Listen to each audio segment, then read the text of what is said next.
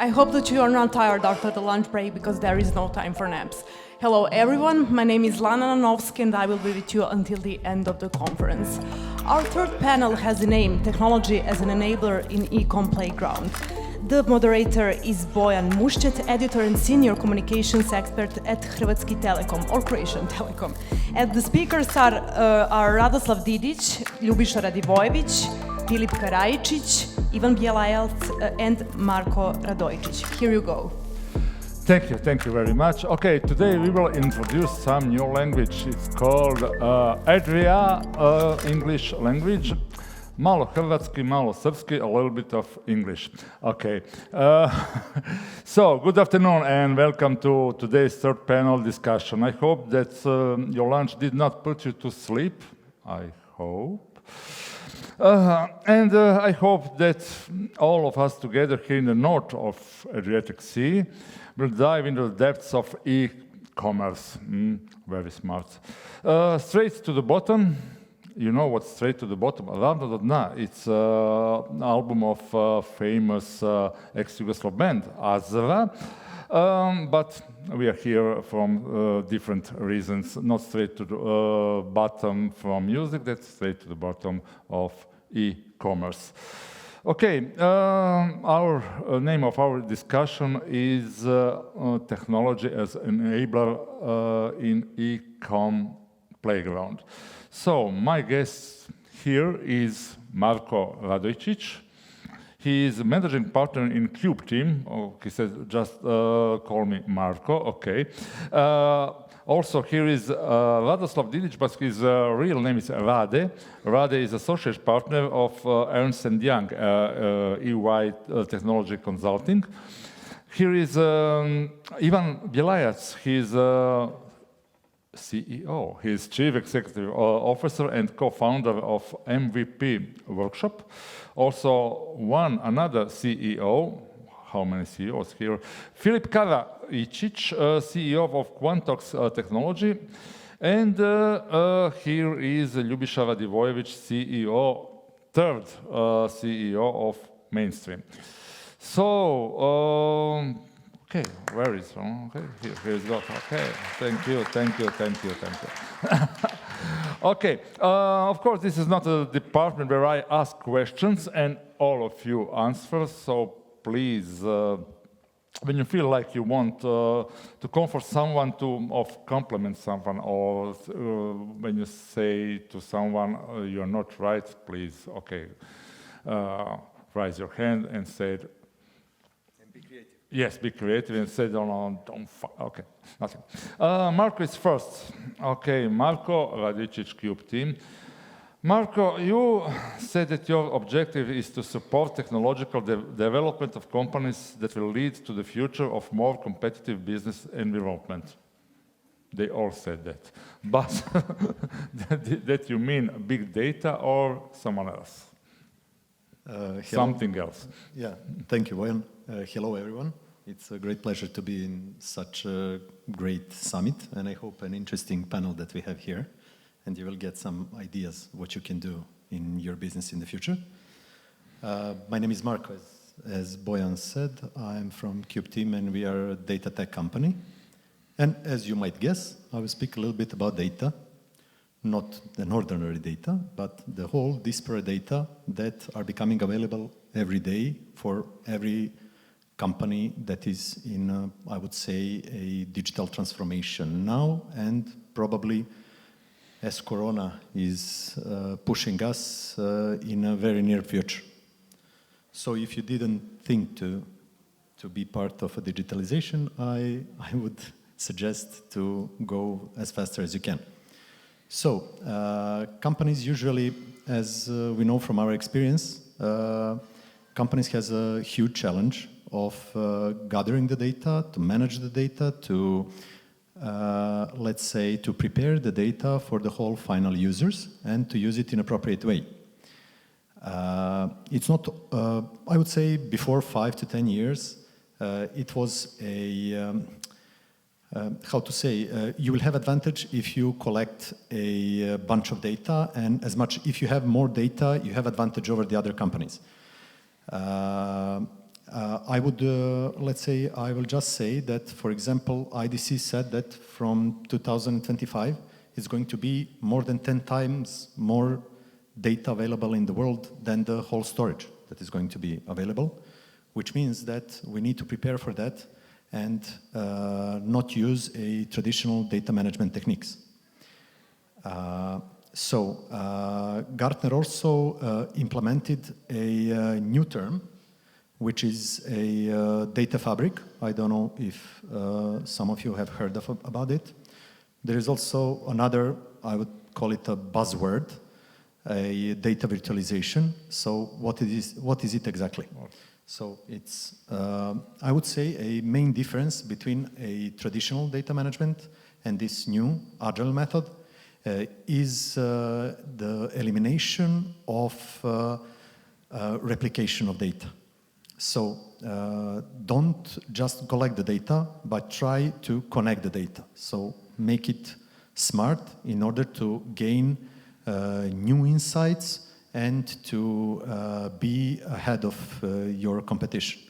I will not use a lot of time right now. Maybe we can. I could say just, for example, one thing that data virtualization is not something totally new. So it's the technology that in the last 2 to 3 years it's been applied in many global solutions, and global vendors start using it sometimes as the core part of their solution in data management, and some only as a let's say as a part of one solution. If you go to the e-commerce, for example, you will for example, as a partner or as a user or as whatever, as a supplier, you will have a need to use a disparate data, the data from your customers, so that means their behavior, payments, some web information, social data, and so on. It's going to be a huge challenge for your IT to prepare all this data for the final users, like BI, analytical tools, and let's say more advanced one like ML or AI. So that's it. Thank you very much. I mean, we can continue later. Okay. No, wait, please. In your business, you've got some other buzzword, agile. What is agile data management? I covered some part of it. Yes. The thing is that traditional data management, they use standard ETL procedures, which uses some unnecessary resources. And as we will hear also from other colleagues here, I mean, this is going to be a real important topic in the future. Agile means that you don't need to change the whole data management, or you don't need to change the whole structure or the way how you did it before. Everything that you do it with the data still remains the same. You can just plug in some additional tools or additional solutions. I would say one semantic layer that will, let's say, have as a result a unified data for your final customers, which I just mentioned before. Okay, thank you very much. Our next speaker is Rade. Rade, what are you doing here? Why is Ernst & Young right here?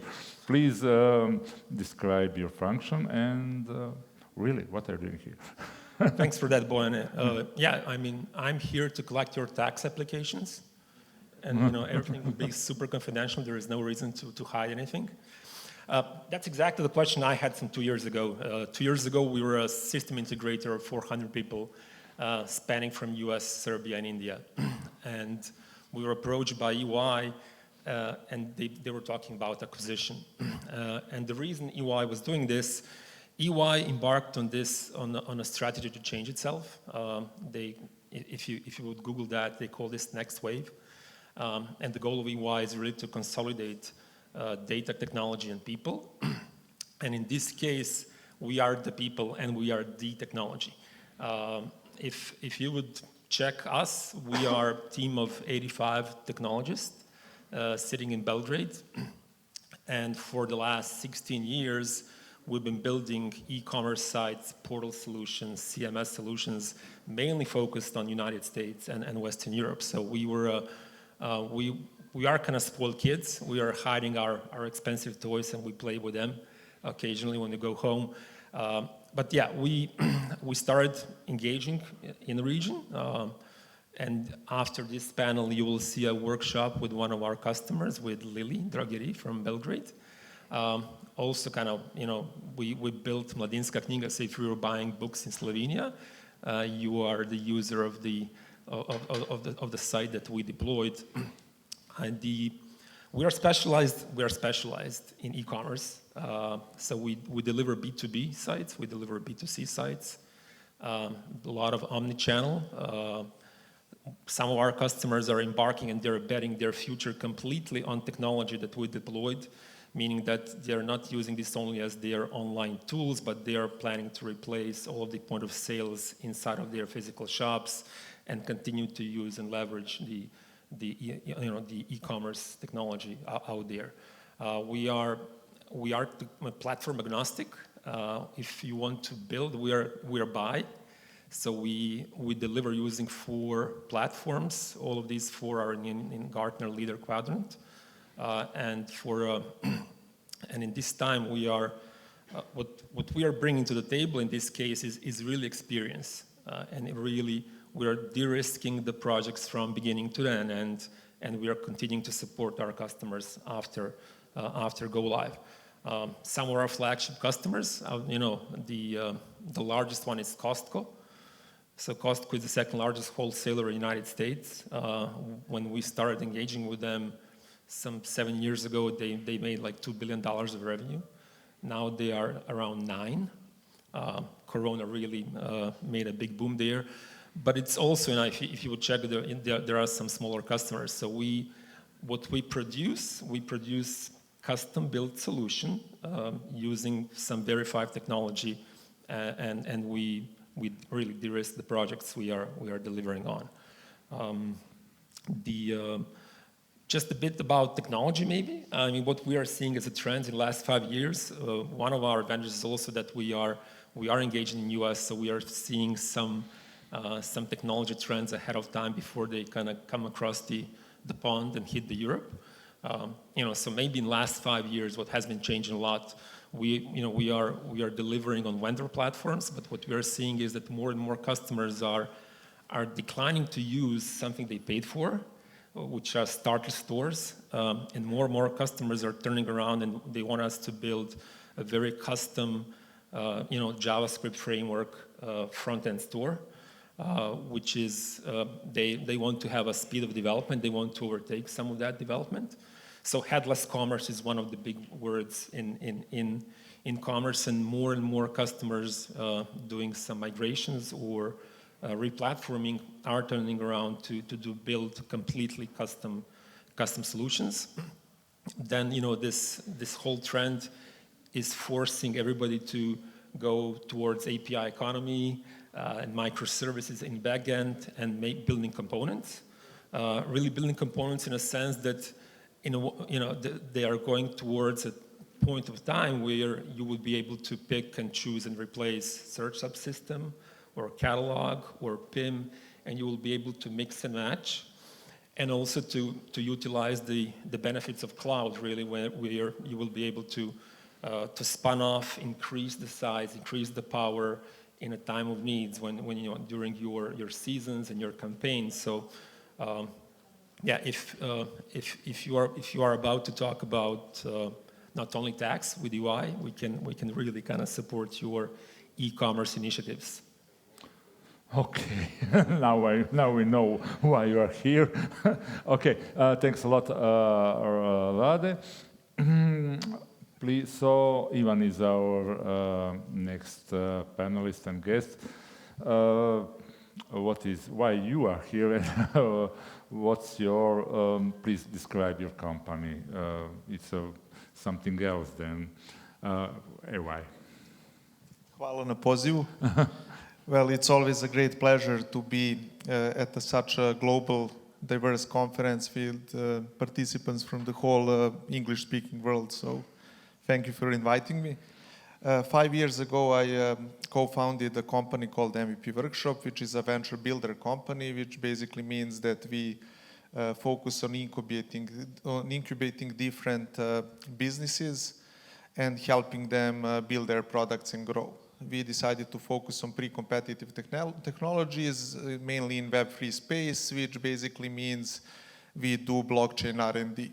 Over these 5 years, we helped incubate about 60 different blockchain projects, of which 2 most known ones are Celsius Network, which is a digital bank based on cryptocurrencies that currently has around $30 billion of assets under management, and Polygon Technology, which is currently the leading scaling solution for Ethereum, which pretty much means all blockchains in a way, with around $13 billion in market cap and also more than 3.5 million active users per day, which for blockchain is considered relatively a lot.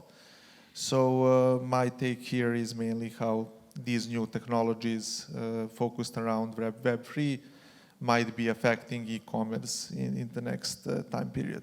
And once again, thanks for the invitation. Okay, you said, please, Mike, back. Web3 allows you to have a built-in payment system within the technology on which the product is developed. How does it work in practice?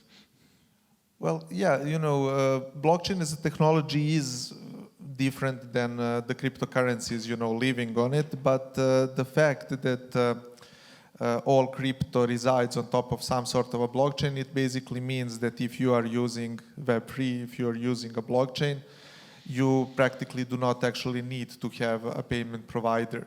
And this is, I think, a huge shift in the way we think about payments in general, because we didn't have a chance for developers before Web3 came to actually be able to just build a product and start charging for it without even opening a bank account.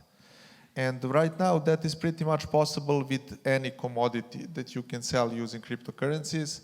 Of course, the legal treatment and the tax, you know, the way that they are treated, you know, in a local tax system might be different than a classical legal tender, you know, or a fiat currency, etc. in these payments. But from a technology enablement standpoint, it is already very, very easy to use blockchain and crypto to conduct any type of payment, and they are gaining more and more momentum.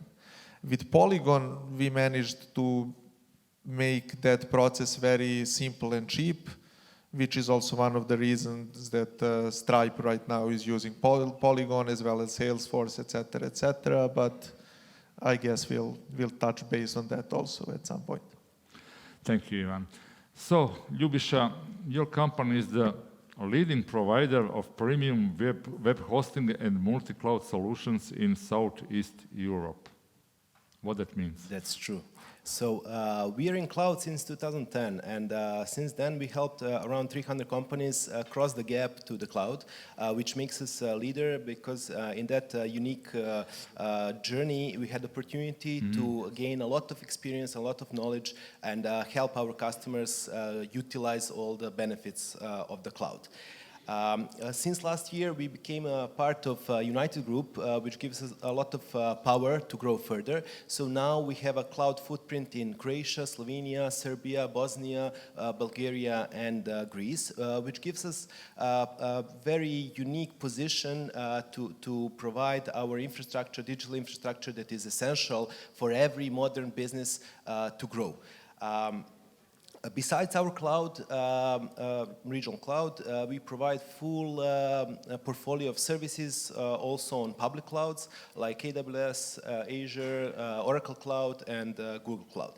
Back to the topic, so regarding e-commerce, you cannot imagine e-commerce without digital infrastructure, because cloud is the only technology that is agile enough to provide everything that is needed for modern business to grow.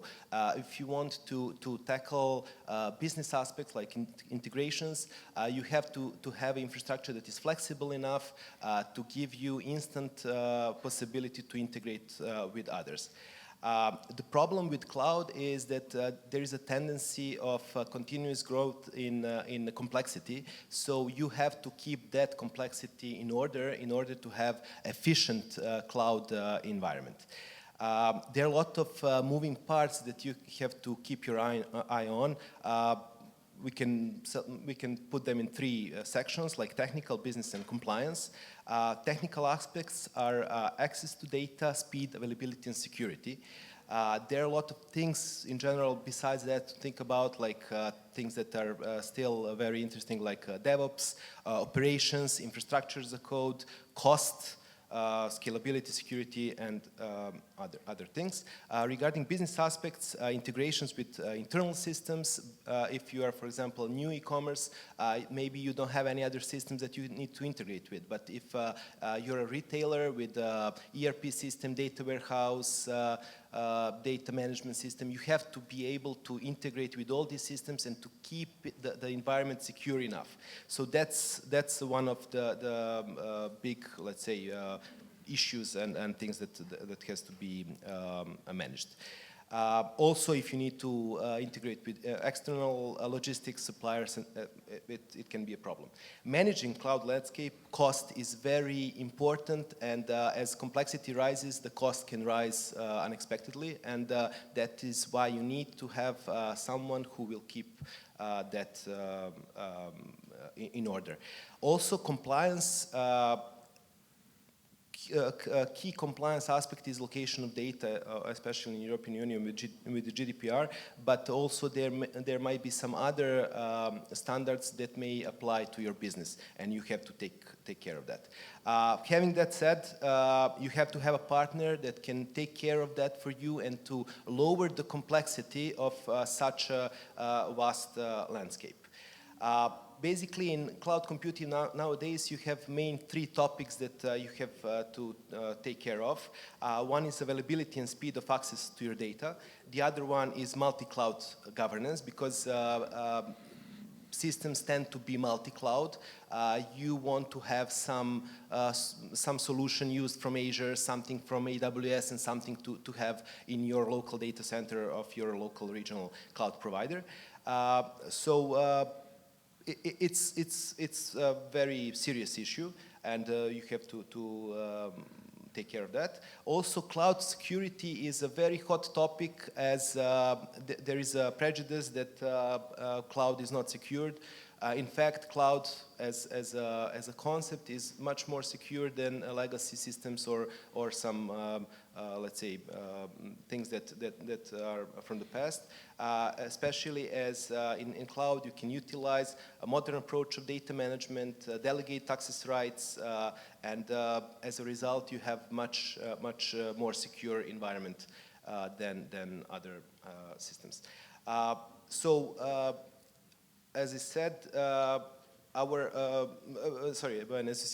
we are known for our managed hosting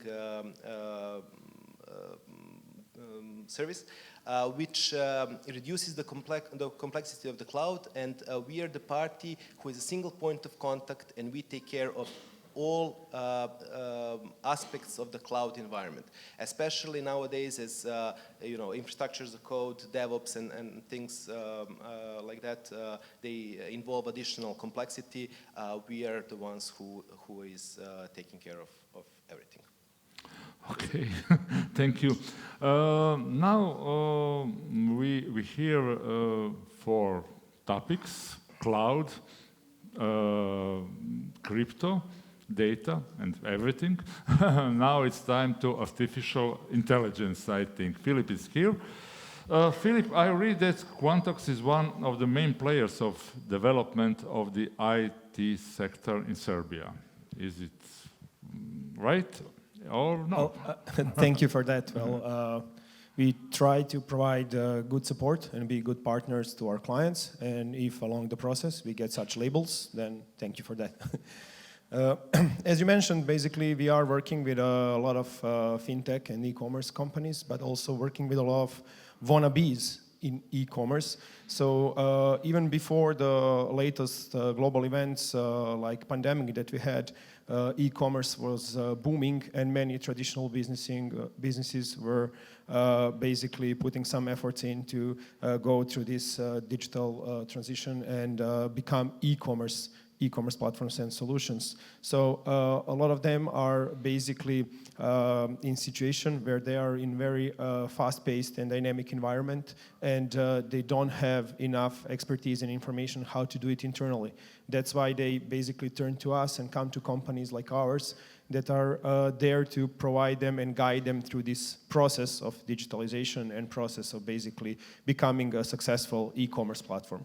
So what we like to offer to our clients in that way is we like to say three different things: expertise, reliability, and scalability. So basically first thing is kind of consulting and orientation so that they can understand what options and possibilities they already have on the table, decide whether they will choose some pre-built existing solution, or maybe they need some level of customization, or maybe fully custom solution, and then being sure that they have a reliable partner who is there along the process to guide them through the whole journey and help them scale later, because that's the end goal, to basically have a fully working product that will need more scaling. On the other hand, we are also working with some clients who are already very, very experienced in this area, like e-commerce platforms selling luxury goods, and they are very high demanding when it comes to many advanced features and options that need to be built into their sales tools, into their CRM platforms. So both of these are very interesting and I guess something that can be discussed more later. Okay, thank you. Now you know everything about these guys and their companies, and in next 7 hours we will. Okay. Sorry. Unfortunately, we got just a few minutes, so I must ask our guests some specific questions. Marko. Yeah. Okay. Why companies must start thinking about holistic view of all the data they can use? Okay, let's be as fast as we can. I would go to the some specific case that I have. For example, yes. I was in one hotel chain, and which one? Doesn't matter. Okay. It's not a negative experience. I'm just telling you just to have a case. And I had a wrong email in their system, and I was in 2 hotels in the period of almost 2 months, and I couldn't change my email. I don't know why, but at one they deleted, then the next one didn't delete it, and then another one probably took from another system the information. So I was just going back and forth, and I couldn't do it. That usually happens with my surname. You know, I'm Radojičić with I, and usually they write Radojičić without I, which probably happened now. But in your program, my surname is right.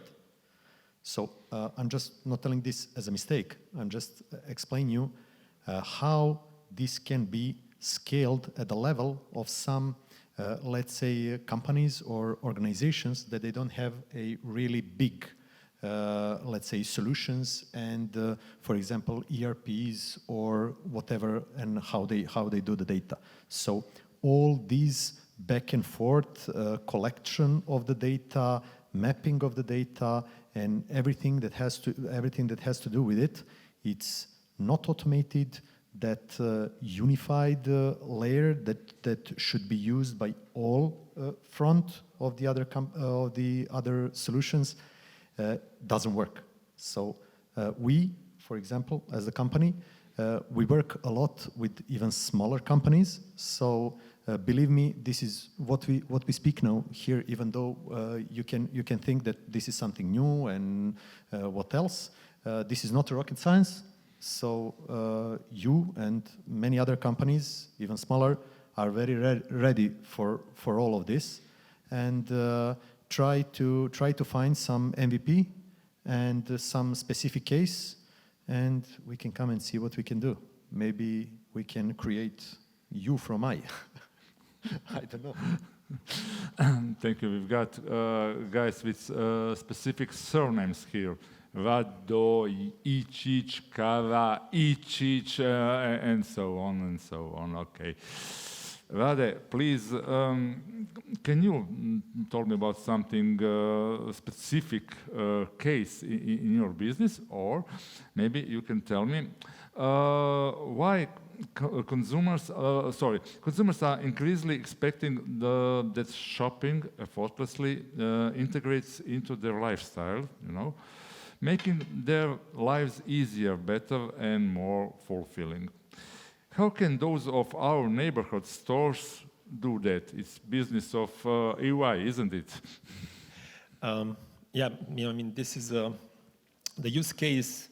You guys will have to stay for the next session, because the next session will be a use case presented by EY team and Really? one of our customers. Okay. Yes, so for the use case, stay there. The one thing which I would actually continue on Ivan's topic, 3 years ago, we made a bet, one of the guys behind there and I, that in the next year we will have a customer that will deploy crypto as a payment option. Unfortunately, this doesn't happen yet. And I think the toolings are there. The main problem are government rules.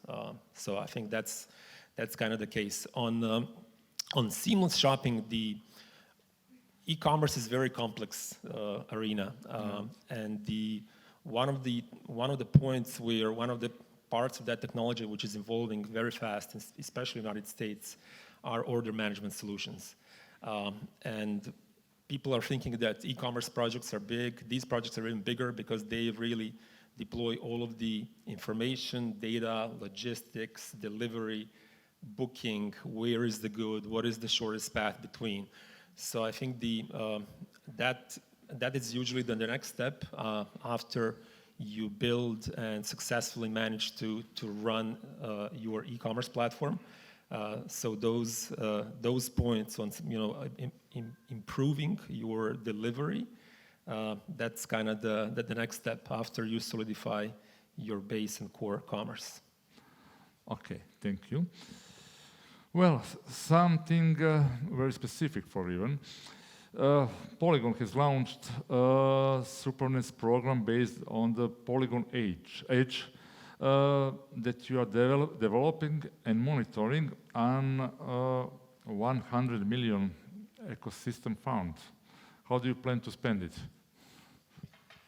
Well, yeah, so... 100 million, not kuna, dollars. Yeah, so, well, basically, as I mentioned, we helped incubate Polygon about a year and a half ago, and it's currently the most used scaling solution for Ethereum in the world. The part of Polygon we are actually in charge of right now is called Polygon Edge, and it basically lets you build your own blockchain, which means that you can have a blockchain that is working much cheaper, faster, and without the noisy neighbors that you might get on a public blockchain. So the fact that we are building Polygon Edge suddenly became a big thing because of two reasons. One reason is obviously these problems that I mentioned in regards of scaling blockchain solutions in general.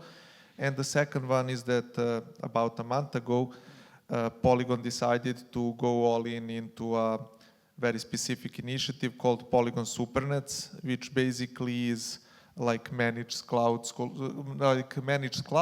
but for blockchains. So basically, if you want to run your own blockchain, but are doing it with Polygon's professional validators, which is basically the managed part of it, you can do it.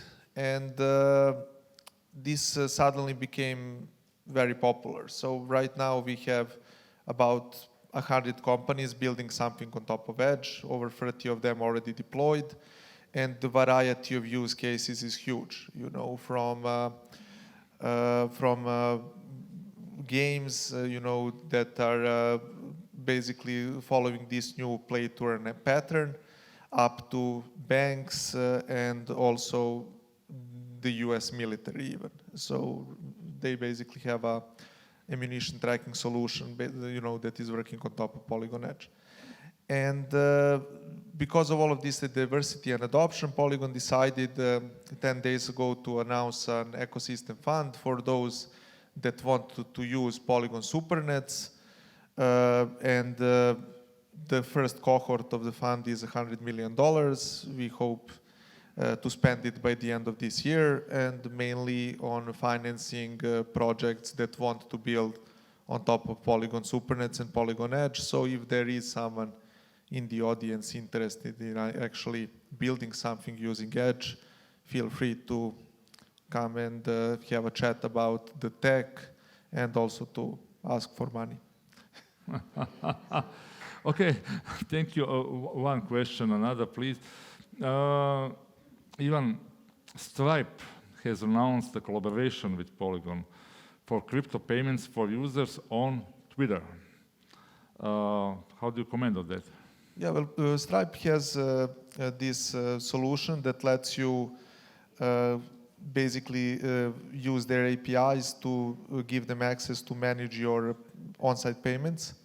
And they enabled usage of crypto in that a while ago. And the way that they did it is actually by allowing people who want to pay with crypto to do it on Polygon because of the speed and the less cost, when it comes to microtransactions. With blockchains, that can be a huge problem because the fee for the transaction might be actually more bigger than what you are buying, and then it doesn't make a lot of sense. We recently actually had a use case where something called a Bored Ape Yacht Club. Some of you maybe heard of it. It's those pictures of monkeys being sold on Ethereum. Sold a bunch of digital land in their metaverse, and just the transactions fees were over $140 million. And if they did it on Polygon, the transaction fees would actually in total be around $800. So this is probably one of the reasons why so many projects in Ethereum space and also big companies that are looking to use Ethereum-based projects are actually migrating to Polygon, mainly the lack of cost. And that's why Stripe chose us in a way as a partner for this project. I think the main reason why Twitter was the first place to implement it was that Twitter also recently announced their support of NFT tokens on Ethereum. And considering what I just mentioned about the Bored Ape Yacht Club and the fact that that is an NFT project, etc., I would say that most Twitter users right now will have the same problem in this regard if they are transacting these tokens. So these integrations that recently happened with Stripe, with Salesforce, etc., that lets you actually use Polygon blockchain inside of inside of their products are a step toward adoption of Ethereum and Ethereum-based digital assets in general by different companies. And right now, Polygon is probably the fastest and cheapest solution to do it. Okay, thank you. Ljubiša, what is the main enemy of your business? Cloud invaders or some other hackers, or is it cloud? You mean from security? Yes, from security. Yes. There are a lot of threats. Like in cybersecurity space is very vast, and there are some political things.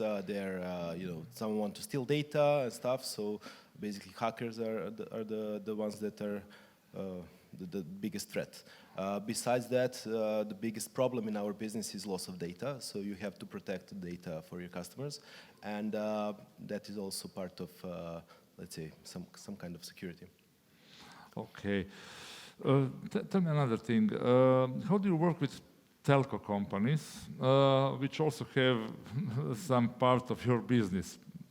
web hosting and cloud services? Yeah, sure. So it's a tricky question because we're a part of United Group. Maybe you don't know, United Group is the biggest telco in the region. So they have position from number 1 to number 3 in each country: Slovenia, Croatia, Bosnia, Serbia, Bulgaria, and Greece.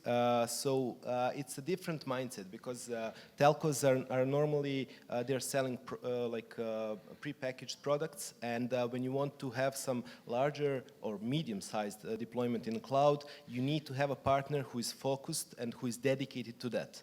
Telcos, it's just simply not their business, so they are not able to give you that edge that you need. You need to have someone that you can rely on. You need to have someone who can be your single point of contact in case of any problem. You need to have someone who will dedicated work alongside with the developers on scalability, on agility, on security, on performance. So basically it's not like you take a hosting package out of the marketplace and you put it and that's it. So it's a continuous work towards, let's say, perfection. Okay, thank you, Ljubiša. So, Filip, tell me one thing, not to me, for what is visual listening? I think it's important in the world of artificial intelligence. Yeah, absolutely. I mean, this is something new and interesting that companies are using more and more, because besides just harvesting data, which is in text form, and then using natural language processing to maybe get some sense out of it, now you have something called visual listening, where basically you are utilizing AI to analyze images and videos and to get meaningful data out of it and basically put it in a specific context. So different brands can actually now learn from social networks where you have a lot of media content and understand in which way different users are presenting it and how they are actually feeling about it. Okay. And tell me, how can you harnessing the power of artificial intelligence and machine learning to boost sale and reduce risks? Yeah, well, nowadays it's definitely not enough to just be digital. You need to do more because e-commerce and online sales is very, very dynamic and changing. So basically you need to adopt different AI technologies in order to speed up and optimize the process, and as you mentioned, also reduce risks. So if you are talking about a regular sales process, it usually consists of 3 different phases. First is lead generation, second one is lead qualification, and third one is monetization. So the traditional, let's call it that way, traditional way of doing lead generation is by running different marketing campaigns, where basically you try to acquire as many leads as possible, and then once your campaign is finished and done, that's when you try to analyze the results of the campaign and see how successful it was.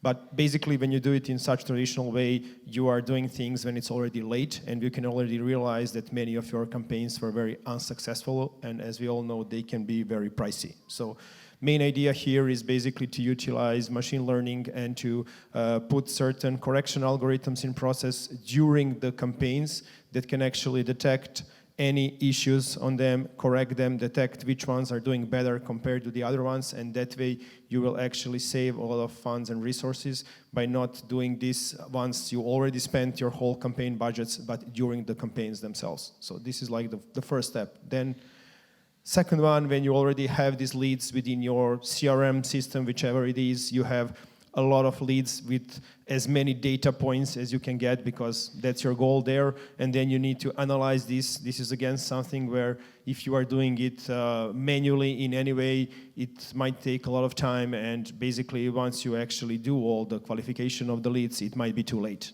That's why, again, you need to utilize some sort of automation and some sort of AI and machine learning to basically be able to analyze those leads, understand what's their ease of payment, ease of sale, ease of delivery, to be able to categorize them in different profiles and sections. Let's say if you are selling sports goods, if you have a lead coming from Hawaii, you will not put ski equipment on your landing page for that person. You will try to put maybe some surf equipment on that landing page. This way, you have pre-qualified leads. And in the end, the actual sales process, again, something where you need to mostly understand what is the pricing and packaging that you will put in front of your customer, and this again can be very well automated, and this is something that we are actually doing quite successfully for a lot of our clients, which are actually not using manual pricing anymore, but basically having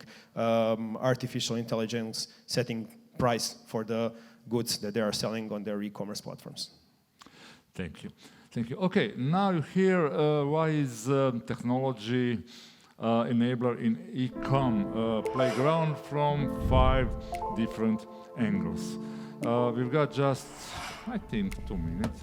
Okay, here we got some questions for our guests, so please raise your hand and ask. No, everything is clear. Okay, okay. Maybe later, maybe in the evening on the party. See you guys. Don't be hesitate, just ask him what you want. Thanks a lot and see you. Applause. One big applause. Okay, for these guys, thank you a lot.